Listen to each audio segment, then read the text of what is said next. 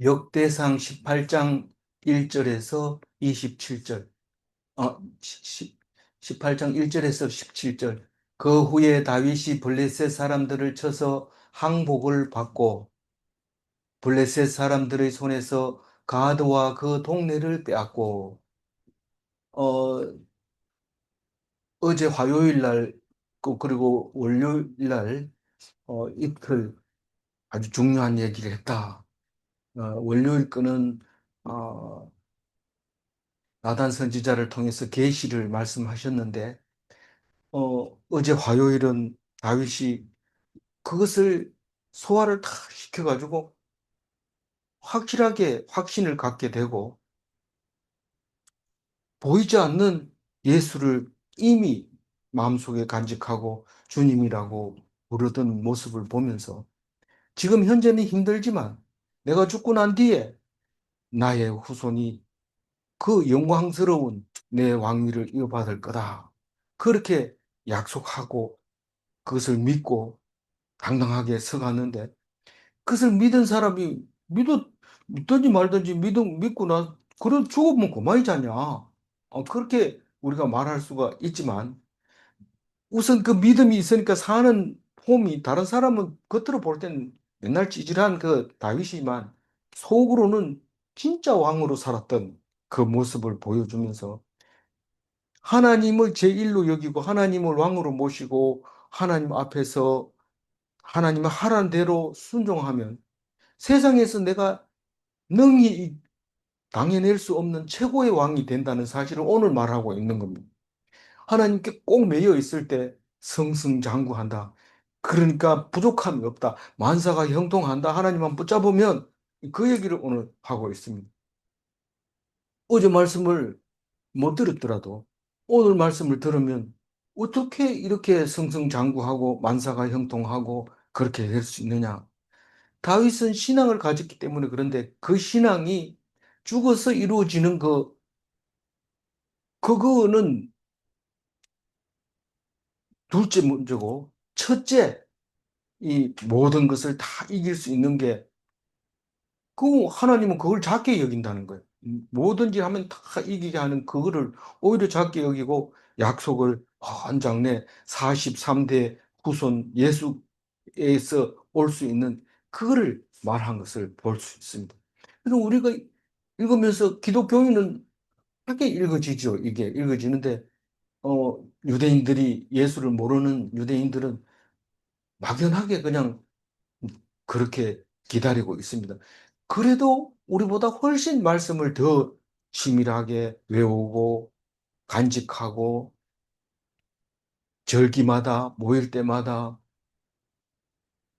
그 장소에 갈 때마다 그 장소가 어디냐면 통곡의 벽이라든가 또 회당이라든가 이런 데서는 주장창 그거 말씀만 가지고 읽는 사람들의 모습을 현재 볼 수 있는 거죠. 우리는 그 사람들 앞에 가서 겸손해야 됩니다. 예수도 모르는 인간들아 이러면서 욕할 수도 있지만 욕해봤자 욕한 사람만 욕먹는 거죠. 대단한 사람들입니다. 전 세계를 좌지우지하는 그 유대인들의 모습을 보면서 스스로 고개 숙여지는 것이죠. 어, 그래서 어제 잠깐 우리가 묵상했는 걸 보면 다윗에게는 견고한 왕위를 약속을 했고 영원한 왕위는 다른 게 아니라 다윗의 후손 예수라는 것을 우리가 알게 되었고, 우리는 예수님 닮은 왕 같은 제사장으로 살아야 된다 하는 것과, 우리는 다윗의 후손이라는 것을 명심하고, 다윗의 신앙을 본받아야 된다. 그게 예수님의 모습이다. 예수님의 예표로 보내주는데 예수님을 느닷없이 3년 만에 공생애를 가지고 예수 믿으라 이러면 믿을 사람 누가 있습니까? 근데 과거에 다윗도 있었고 솔로몬도 있고 있었는데 아무리 그 사람들이 하나님을 잘 믿고 나라를 튼튼하게 했다 할지라도 그보다 더 큰 사람이 여기 있는데 그 사람이 예수다라고 얘기를 하려면은 성경에서 일일이 그 사람들을 기록하고 그렇게 해야 됐는데 그것을 열심히 기록하고 2000년 동안 하나도 안 틀리게 똑같은 말로 계속 반복해서 써서 우리 손에까지 오게 됐습니다. 참 대단한 이야기죠. 그래서 오늘 18장 1절을 보면 그 후에 다윗이 블레셋 사람들을 쳐서 항복을 받고 이렇게 시작하는데 그 후예가 뭡니까? 그 후예가 어, 다윗이 계시를 받고 그것을 자기 것으로 소화해서 자신감을 얻고 힘을 내서 하나님께 매달릴 때, 그럴 때 그 후에 다윗이 블레셋 사람들을 쳐서 항복을 받고, 근데 블레셋 사람들하고는 항상 싸웁니다. 끝이 없어요. 지금도 미사일이 올라갔다 내려갔다 계속 쏘고 있는데 팔레스타인 말하는 겁니다. 이스라엘하고 팔레스타인과의 전쟁을 다윗이 블레셋 어, 사람들을 쳐서 항복을 받고 이 얘기는 영원히 있는 겁니다.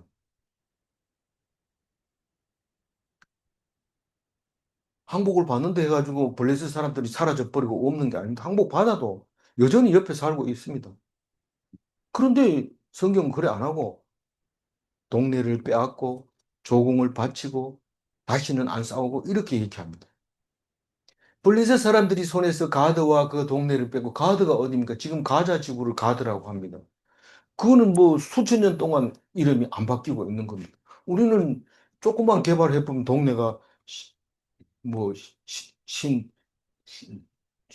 뭐나 새마을 이러면 신촌 뭐 이런 거 막 생깁니다. 신자가 들어간 동네 막 생기고 그래서 마을 이름이 막 생기고 이러는데 이 가드는 그리 오래된 동네입니다. 그 지금도 뉴스에 나온 거 보면 땅 속에 그냥 온데 좀 벌집같이 다 연결이 돼 있어가지고 폭탄 떨어져도 멀쩡히 그 사는 사람들이 많습니다. 너무 오래됐기 때문에 심지어는 뭐 바다를 통해서 그 경계선을 뚫고 이집트로 가는 그런 동굴도 있습니다.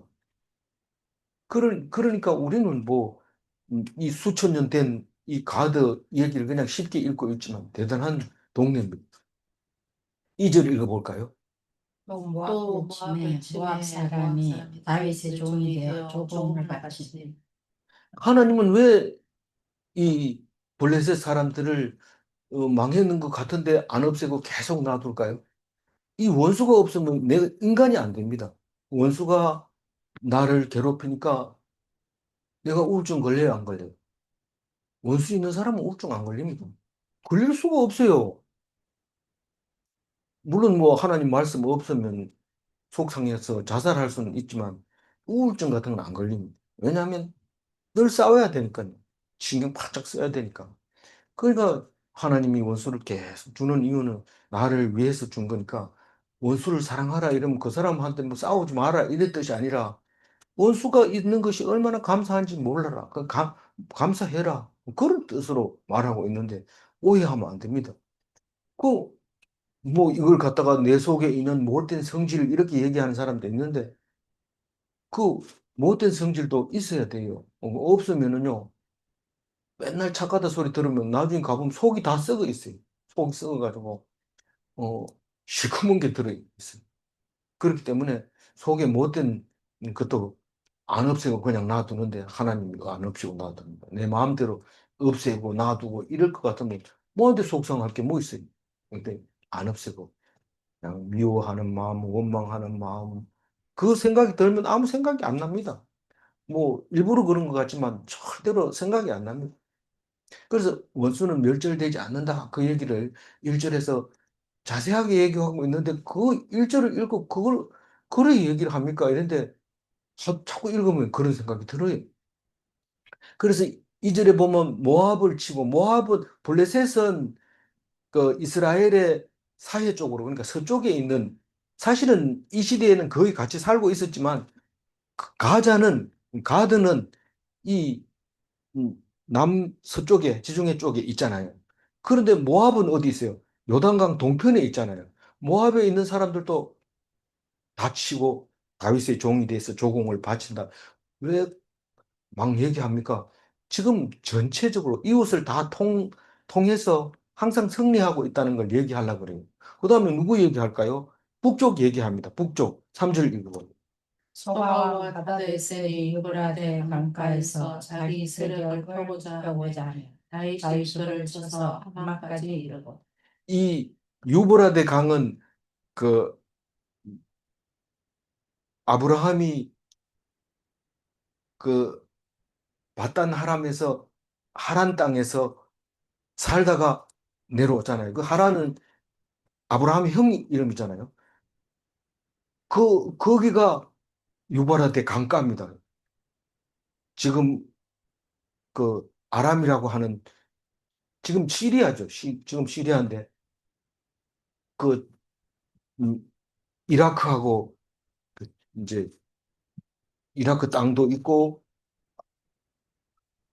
지금 그 시리아 땅도 있고 있는데 그거가 유브라데 강가인데 거기서 아람 사람들이 있는데 소바 왕 하닷 에셀이 이러면 아람 소바 이렇게 읽어야 되는데 그냥 여기서는 소바라고 썼어요.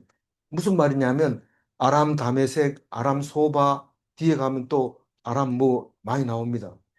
그 아람 붙어 있고 다른 왕이 있으면 전체를 아람이라고 하는 거죠. 그러면서 각각 왕들이 따로 있어서 연합을 하고 있습니다. 근데 아람 소바 하닷 에셀이 유브라데 강가에서 점점 커집니다. 그러니까 가가지고 이제 쳐버립니다. 박살 내버립니다. 하맛은 어디냐면 이 그 다메섹에서 북쪽으로 80km라고 하니까 하맛 어기까지가 이스라엘 땅이라고 하니까 대충 북쪽을 말하고 있는 겁니다. 그래서 뭐 가만히 있는데 가가지고 쳤다는 거예요. 왜 가만히 세력을 자꾸 키우니까 우리는 다윗이 사울한테 뭘 잘못해가지고 쫓겨다닙니까? 뭐 잘못한 거 하나도 없어요. 다윗이 사울한테 근데 왜 쫓겨다녀요? 사, 사울이 가만히 보니까 이게 너무 세게 나오는 거예요. 어, 사울은 첨천이요 이러고 그리고 다윗은 만만히 이러니까 왕으로서 체면이 안 서니까 다윗을 죽이려고 쫓아다니는 거죠. 가정에서도 마찬가지입니다. 음, 가정에서 호주가 자기가 뭐 마음대로 하려고 그러면 좀 이래 순종해야 되는데 그렇게 하지 않고 막 이렇게 고개를 쳐들면 사울이 다윗을 혼내듯이 막 쫓아다니는 거죠. 하다데셀이 힘을 좀 쓰니까 다윗이 너 기분 나빠 이러면서 딱 쳐서 하마까지는 못 내려오도록 힘을 탁 써버리는 거죠. 사절 읽고 다윗이 그에게서 병거 천대와 천대와 기병 기병 7천 7천 명과 명과 보병 병 2만 2만 명을 명을 빼앗고 빼앗고 다윗이 다윗이 그 그 병거 병거 100대의 100대의 말들만 말들만 남기고 남기고 그 그 외의 외의 병거의 병거의 말은 말은 다 다 내 발의 힘줄을 힘줄을 끊었더니 끊었더니 이 그 발의 힘줄은 뒷줄에 있는 것을 끊으면 걷는 거는 걸어도 뛰지를 못하는 거죠. 그러니까 뭐 말고기로 먹는다든가 뭐 이런 거는 할 수 있어도 박차고 뛰어나가는 뭐 그 고성능 어 엔진은 잃어버리는 거죠. 그 왜 그렇게 했을까요? 이걸 너무 많이 둘 필요 없는 거예요. 원래 이스라엘은 말을 준비를 안 합니다. 이스라엘은 무기를 그렇게 준비를 안 합니다. 그러니까 상대방이 안 쓰게 하려면 끊을 수밖에 없고 그거를 어, 솔로몬 때도 발에 힘줄 끊는 이야기가 나옵니다. 그러니까 빼앗는 게 병거천대인데 그 병거천대를 어, 그 그에게서 병거천대를 빼앗고 기병 7천 명을 빼앗고 기병은 말탄 기병이잖아요.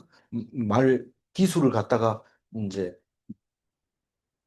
기병이라 하는데 7천 명 그리고 보병 2만 명 그냥 이제 걸어가 가지고 이제 차지하는 게 2만 명 그리고 병거 100대의 말들만 남기고 100대는 왜 남겨놨을까? 그게 자기들 그냥 기본적으로 있어야 됩니다.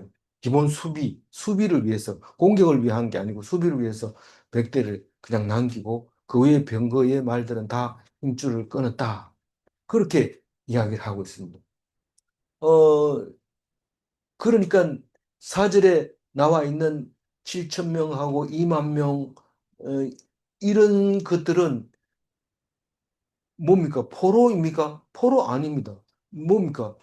이게 이제 일꾼이 되는 거예요. 아주 강력한 노동력이 되는 겁니다.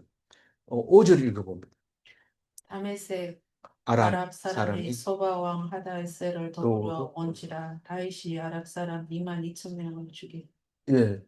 근데 다메섹 사람은 사실은 다메섹을 거쳐서 소바 왕을 쳐야 되는데 어떻게 쳤는지 모르지만 동쪽으로 쳤는지 서쪽으로 쳤는지 모르지만 다메섹을 지나서 지도상으로 보면 소바가 그런데 아마 소바가 다메섹에 다메섹에서 동쪽으로 어디 그쯤 있었던 것 같아요. 그러니까 가능한 거죠. 그러니까 다메 소바 아람 소바 왕 하다에셀을 아람 다메섹 사람들이 도와주려고 옵니다. 왜냐하면 같은 아람 연합군이니까요. 그래서 아람 사람을 도와주러 왔는데 도와주러 온 사람을 잡아버립니다. 2만 2천 명이니까 오히려 그 보병 숫자보다 더 많아요. 그 소바 왕보다. 왜냐하면 이쪽은 엄청 가깝고 그러니까요. 이 소바 사람은 조금 먼 데다가 흩어져 있으면 못 잡아올 수 있지만 다메섹은 이스라엘 땅일 때도 있었거든요. 그러니까 그만큼 가까우니까 많이 잡아온 것 같아요. 그러니까 우리가 볼 때는 다윗이 막 전쟁을 해서 땅을 넓힌 것 같지만 한 가지를 목표를 잡으면 옆에 주변에 있는 사람들이 알아서 다 점령되는 것을 볼 수 있어요. 음, 그런 전쟁은 여호수아 때도 있었고 오늘도 보면은 도구로 왔다가 다 붙잡히고 용병으로 팔려갔다가 붙잡히고 이런 이야기들이 계속 연결이 됩니다. 그래서 다메섹 아람 사람들도 음, 이제 속국이 돼버립니다. 6절 읽어봅니다. 다윗이 다메섹 아람의 수비대를 두매 아랍 사람이 다윗의 종이 되어 조공을 바치니라. 다윗이 어디로 가든지 여호와께서 이기게 하시니라. 예, 다메섹 아람 이렇게도 쓰지만 아람 다메섹 이렇게 쓰기도 하고 그러니까 자동으로 다메섹은 이제 조공을 어, 다윗에게 바치는데 어디로 가든지 누가 이기게 했어요? 여호와께서 이기게 주신 거예요. 다윗이 이긴 것 같이 자꾸 우리가 보고 있는데 다윗이 이긴 게 아니고 여호와께서 이기게 해 주셨어요. 하나님은 능력이 무한합니까? 유한합니까? 무한하지만 그 무한한 능력은 어디에서 나타납니까? 사람이 하나님하고 붙어 있으면 그 무한한 능력이 사람 몸을 입고 능력이 나타나지만 아무리 하나님이 능력이 있어도 하나님하고 안 붙어 있으면 능력이 우리한테 오지를 않습니다. 하나님한테 가까이 가면 하나님 가까이 오고 내가 멀어지면 하나님 멀어집니다. 그래서 이 원리가 꼭 우리에게는 필요한 거죠. 근데 하나님하고 똑 붙어 있었다. 그 말입니다. 다윗이 어디로 가든지 여호와께서 이기게 하시니라. 이 말은 다윗이 하나님에게 딱 붙어 있었다. 그 얘기를 하고 있습니다. 7절.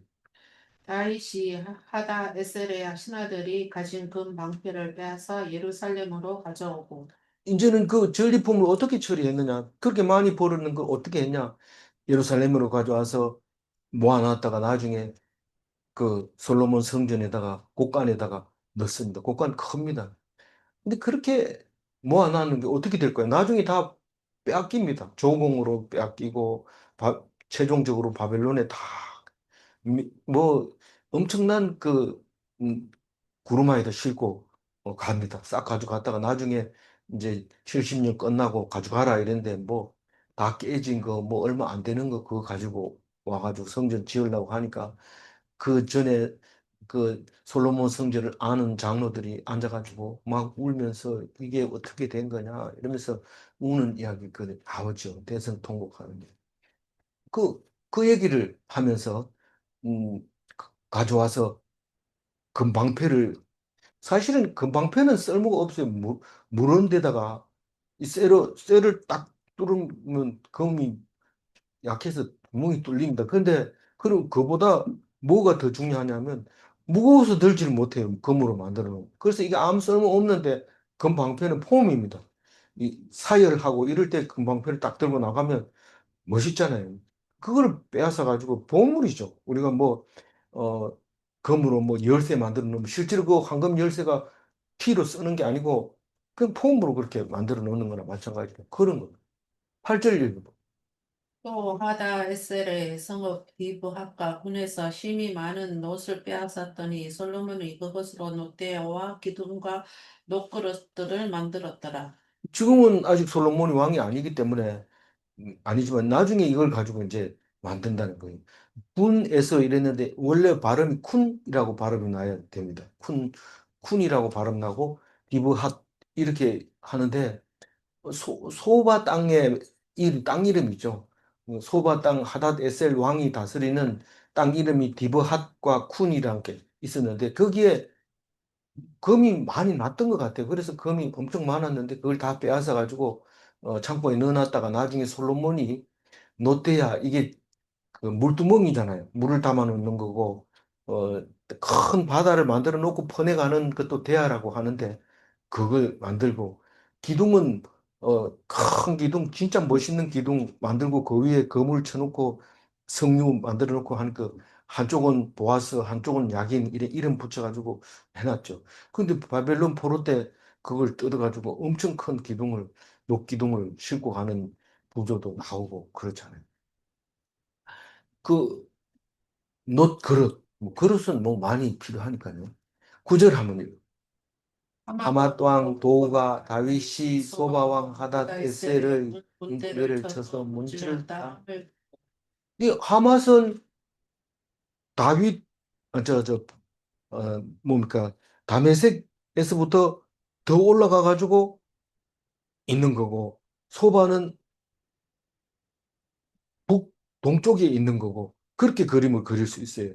그래서 하닷 저 하맛 왕이 왜 하맛 아람이니까요. 하맛도 아람이니까 도우로 오는데 이름이 도우예요. 그래서 그 도우로 올라고 도우라고 했나 그건 모르지만 도우가 어, 그 도우로 온 게 아니고 돕지도 못하고 소식만 듣고 항복을 하죠. 하맛 왕 도우가 다윗이 하닷 에셀을 정복했다는 소리를 듣고 겁이 나가지고 이제 항복을 하러 오는 이야기입니다. 하맛과 그 하맛하고는 싸우지도 안 하고 조공만 받게 되는데 10절 읽어. 그의 아들 하도람을 보내서 다윗왕에게 문안하고 축복하게 하니 이는 하다에셀이 벌써 도우와 맞서 여러 번 전쟁이 있던 터에 다윗이 하다에셀을 쳐서 무찔렀습니다. 하도람이 금과 은과 놋의 여러 가지 그릇을 가져온지라. 그러니까 하맛은 어 그러니까 그 하맛은 소바하고 대적이었다고 얘기하잖아요. 대적인데 대적을 쳐서 이긴 걸 보고는 지레 겁먹고 자기 아들을 보내서 어 만수무강하옵소서 만 다윗 왕 만세 그렇게 하면서 음, 그 소바 골칫덩어리 예, 꼼짝 못하게 해주셔서 감사합니다. 우리도 뭔가를 드리겠습니다. 그리고 금과 은과 놋 이런 것을 예, 줬습니다. 누가 가지고 갔다고요? 아들 이름이 하도람. 어, 도의 아들 이름이 하도람인데 그 하도람이 들고 누구를 찾아갔어요? 다윗을 찾아가서 감사합니다. 만수무강하세요. 그리고 갔다가 드리는 이야기가 상납이죠, 상납. 원수를 무찔러 주어서 고맙습니다. 11절 읽어봅니다. 다윗 왕이 그것도 여호와께 드리되 에돔과 모압과 암못 자손과 블레셋 사람들과 아말렉 등 모든 이방 민족에게서 빼앗아 온 그 은금과 함께하여 드리라. 그러니까 이 하맛은 빼앗은 게 아니고 전리품이 아니고 하맛 왕은 직접 아들을 통해서 상납했는 그 금, 은, 놋, 그릇 이런 것들을 곡간에 드린 거예요. 그 여호와의 곡간이라고요. 성전 곡간. 뭐 이때는 아주 만들어 놓지는 않았지만 그냥 모다 놨다가 나중에 솔로몬 곡간에 이제 넣게 되는 겁니다. 근데 그 곡간에 들어가 보니까 뭐가 있어요? 에돔과 모압과 암몬과 블레셋과 아말렉 이 다섯 나라는 이스라엘에 있어서 주변국으로서 뭐 한 번도 안 빠집니다. 계속 나옵니다. 근데 그 암몬과 모압은 지금 요르단이라 해가지고 나라가 남아 있죠. 에돔은 저쪽에 에돔 땅도 결국은 음, 대부분 지금 요르단입니다. 그리고 요르단의 서울은 암만입니다. 지금 현재. 예, 그렇게 남아 있고 블레셋은 그대로 팔레스타인 그 사람들이 있고 아말렉은 없어진 것 같은데 그래도 어, 이집트에 가면 그 시나이 반도에 흩어져 사는 유목민 베두인들을 아말렉 후손이라고 얘기할 때가 많이 있습니다. 아말렉은 촌수가 어떻게 된 블레셋은 완전히 이 섬에서 온 사람들이고 관계가 전혀 없는 사람이고 아말렉은 어, 다- 아브라함의 후처에서 난 사람들이죠. 에돔은 사촌 저기 에서니까 형제고 모압과 암몬은 아브라함의 조카에서 났으니까 한 6천쯤 되고 그렇죠. 블레셋은 완전히 남남입니다. 그러면서 같이 살고 있는 거죠. 부부가 남남인데 살고 있는 거나 마찬가지. 12절 읽어. 그러냐의 아들 아비새가 소금 골짜기에서 에돔 사람 18,000명을 쳐 죽인지라. 이 소금 골짜기는 우린 보통 이 그 사해 골짜기를 소금 골짜기라고 얘기를 하는데 그 사해가 한꺼번에 생긴 게 아니라 나중에 한 번 생기고 한 번 생기고 생겼다는 게 뭔 말이냐면 땅으로 꺼졌다는 겁니다. 사해가. 그러니까 한번 꺼져서 그때부터 소금으로 이렇게 그냥 남아 있었는데 나중에 소돔과 고모라가 망하면서 완전히 지금 사회 현재 있는 이 모양으로 이제 만들어져 있는 거죠. 그 성경에 소금 골짜기가 자주 나오는데 이스라엘의 그 남쪽 지방을 어딘가에 있다는 거죠. 근데 스루야의 아들 아비새는 누나의 아들이죠. 음, 아, 아합이 아니고 요압의 동생 아비새 그리고 삼형제가 있었는데 하나는 음, 이름이 뭐라고요? 저기 요압과 아비새와 뭡니까 한 사람 세 사람이 있는데 이 둘째가 음,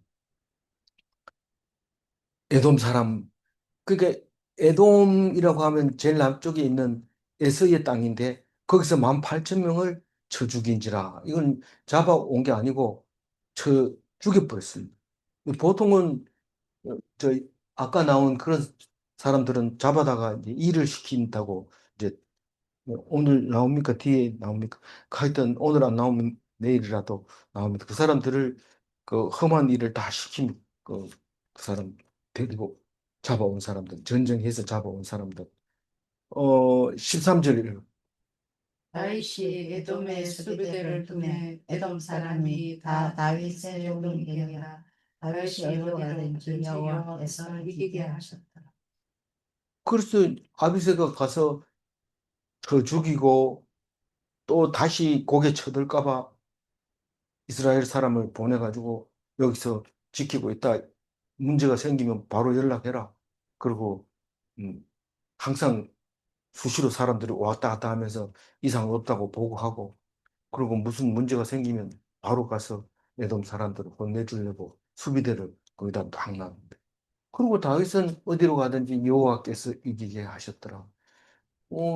우린 그 짧은 이 글을 읽으면서 어떤 생각이 드냐면 이기는 것만 자꾸 생각납니다.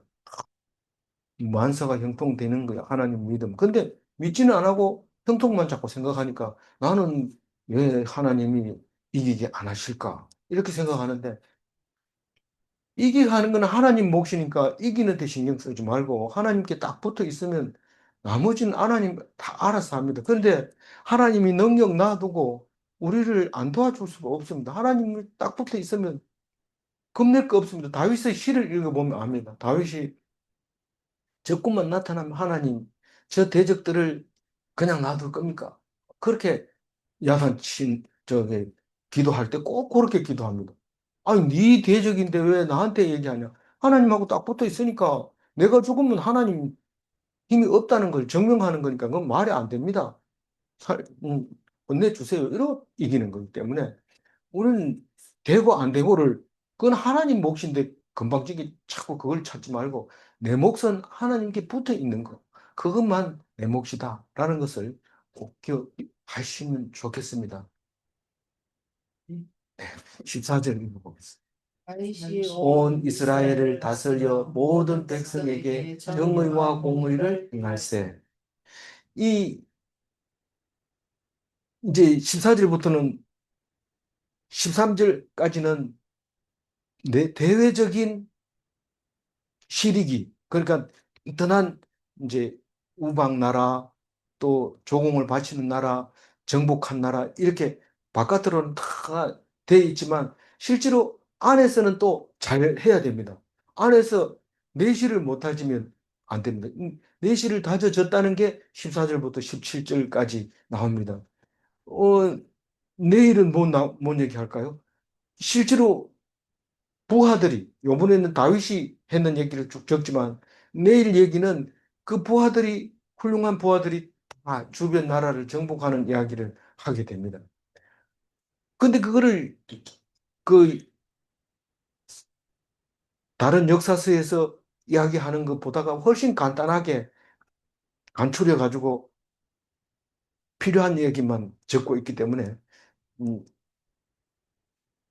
병행구 성경을 같이 읽으면서 이렇게 묵상을 하는 게 좋습니다. 내일, 내일부터는. 내일부터 해봐야 뭐 며칠만 하면 됩니다. 어, 여기서 뭘로 다스렸다고요? 하나님 이스라엘을 다스릴 때 뭘로 다스렸다고요? 정의와 공의로 다스렸다. 이렇게 얘기합니다. 물론 뭐 하나님이 하라고 하면 하는 겁니다. 근데 다윗이 하는 걸 보면은 정의가 있고 공의가 있는데 이게 우리 볼 때는 다윗이 못마땅한 게 많습니다. 예를 들면 뭐 남의 아내를 취해가지고 그 사람 죽이게 하고 이런 것들도 있고 진짜로 가난한 사람 도와주고 뭐 또 어려운 사람 도와주는 것도 있지만 조금 마음에 안 든다고 쳐들어가서 다 정복해버리고 이런 것들이 있는데 그거를 두 가지로 얘기할 수 공의와 정의로 말할 수 있는데 정의는 째다카라고 얘기하고 공의는 미시파트라고 얘기하는데 우리가 말할 때 우리가 평가하는 거 보면 이렇게 상대적으로 아, 이 사람은 도와줘야 된다 이렇게 생각하면 그건 째닥합니다. 근데 우리가 봤을 땐 분명히 이 사람은 상 받을 만한지도 못하는데 그것을 도와주고 정말 열심히 하고 애쓰고 노력하는데도 안 되는 거예요. 그럼 그건 절대적으로 공의입니다. 미시파트입니다.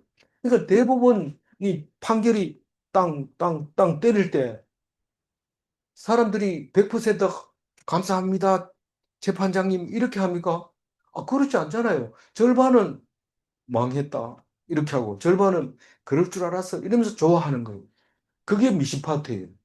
그래서 우리가 볼 때는 도저히 말도 안 되지만은 그게 말에 순종해야 되고, 그게 따라야 되는데, 그게 대법원 판사나 하나님이 가지고 있는 고유 속성입니다. 우리가 봤을 때는 대부분 판사가 땅땅 때린 거는 어떻게 할 수가 없어요.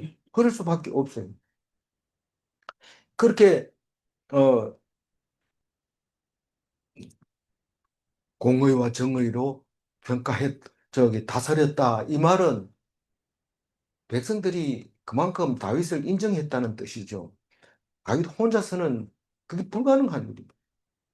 하나님이 하라는 대로 하는 대리 통치자일 뿐이지 다윗은 그런 머리가 안 돌아갑니다. 근데 하나님이 도와주셔서 온 나라가 훌륭한 왕으로 인정받게 됩니다. 그래서 그게 내실을 기하는 아주 중요한 역할을 하고 있는 게 공의와 정의였던 거죠. 15절 읽어봅니다. 스루야의 아들 요압은 군대 사령관이 되고 아일루스의 아들 여호사밧은 행정장관이 그게 이게 이제 내각이라고 하죠. 내각. 군대 사령관 요압, 행정장관 여호사밧. 요압은 스루야의 아들.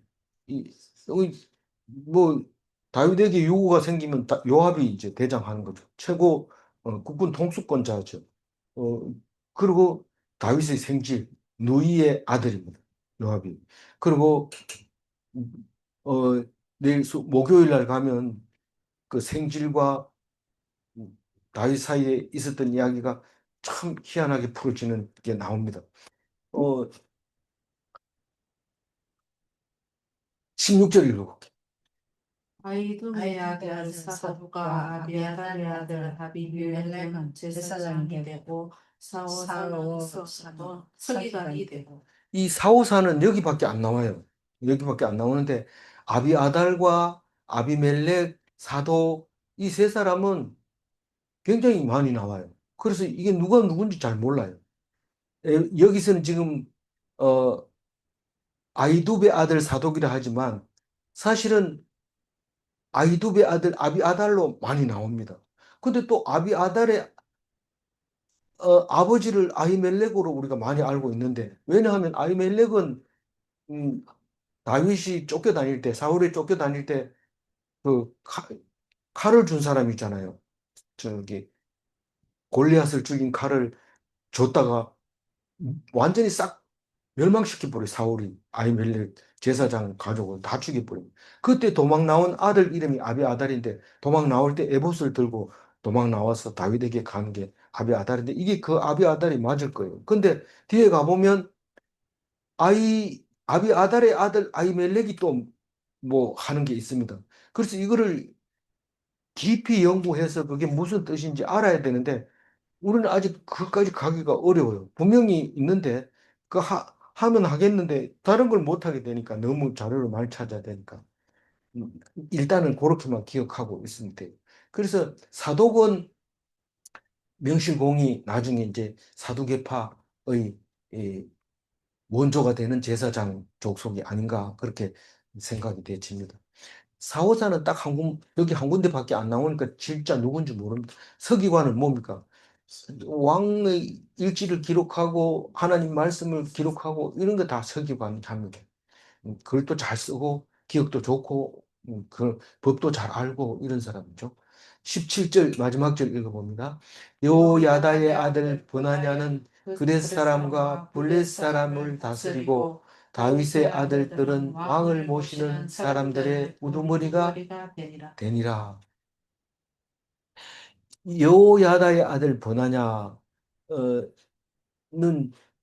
그 군대 책임자로 아니 뭐 국군 통수권이 있는 요압이 있으면 되지 않느냐? 물론 국군 통수권은 뭐 다윗이 가지고 있는 거고 군대 장관이 요압이고 이 군 책임자는 버나냐라고 얘기하는데 뭐 우리는 육군 참모총장도 있지만 어 국방부 장관도 있고 또 뭐 이런 게 있잖아요. 그래서 이게 뭐 갈라지는 거니까 큰 무슨 문제는 없는데 문제는 그렛 사람과 볼렛 사람을 다스리고 이렇게 얘기했는데 이게 근래 사람과 본래 사람이 아주 골치 아픈 사람들입니다. 뭐냐면 본래 사람은 블레셋 사람을 말하고 있는 건데 블레셋 사람들 중에서 이스라엘로 귀화한 사람이다 이렇게 생각하면 됩니다.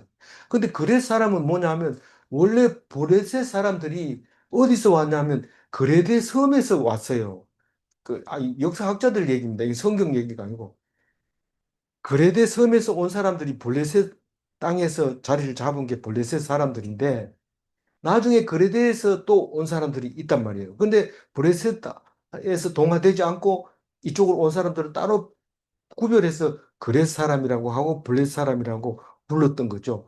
근데 이 사람들을 잘 관리하지 않으면 반대로 역습을 당할 수가 있습니다. 그래서 쉽게 말하면 꼭 그런 건 아니지만 느낌상으로 포로를 관리할 때는 좀 특별하게 관리를 해야 되지.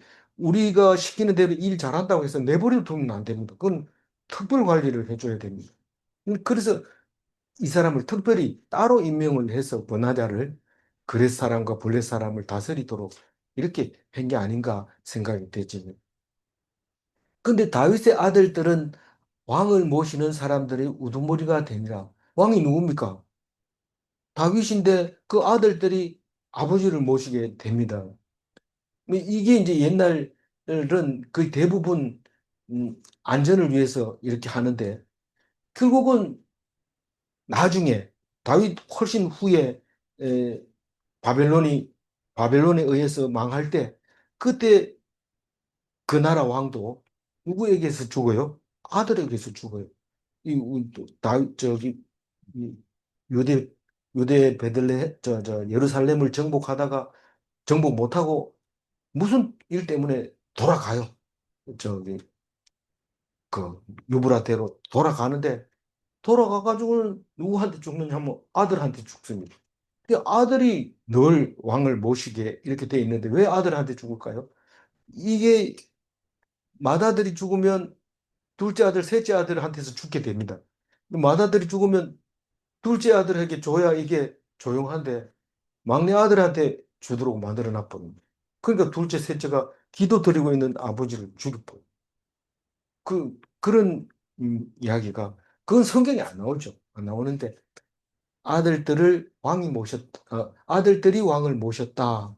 그렇게 예, 이야기하는 걸로 보면 사울은 우리가 생각하는 멋진 어, 군사들과 뭐 이런 그 병사들을 거느리고 살았는 게 아니라 그야말로 다윗 집안, 유대 집안의 왕으로 족장으로 살지 않았나.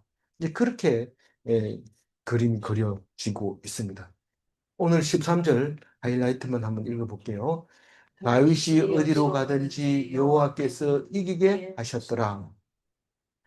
이스라엘 이웃 나라는 다 다윗에게 복종하였습니다.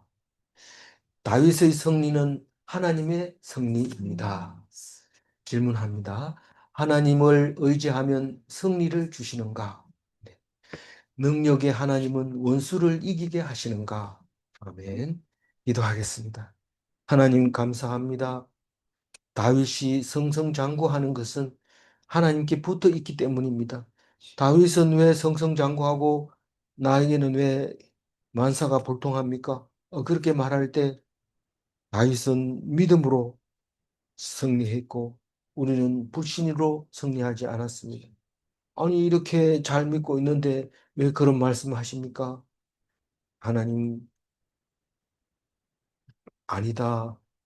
다시 한번 봐라. 그렇게 할 때 내 속에 불신을 다윗을 통해서 깨닫게 해주심을 감사합니다. 우리가 하나님만 바라보고 절대로 떠나지 않을 때 분명히 주시겠다고 하신 그 능력이 하나님으로 말미암아 일어나고 모든 것을 하나님께 영광 돌리게 되는 그것이 바로 다윗의 삶이 아닌가 그렇게 생각을 하게 했습니다.